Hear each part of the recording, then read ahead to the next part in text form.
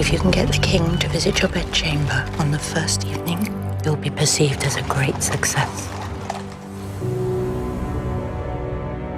Kom med det og besøg mig efter aftenens program.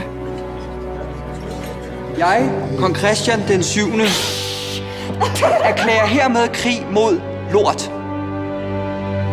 Strunes, hvad vil du sige til at skifte stilling? Hvad er det for en stilling? Kongens livlag. Jeg kan godt lide at drikke, jeg kan godt lide luder med store bryster, og jeg kan godt lide at slås. Og hvad er der galt i det? Hvorfor var det lige mig, der skulle have den kedelige gås, hva'? Gør hende sjov. Jeg vil gerne have en sjov dronning. Jeg tror ikke, det selv er klar over, hvor meget indflydelse det har på Christians tromse. Jeg tror, du kan blive en fantastisk konge, Christian.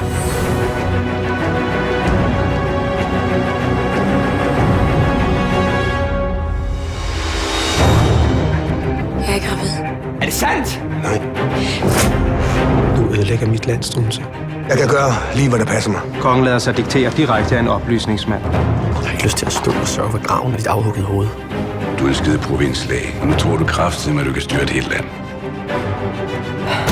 Jeg ved, hvad jeg så.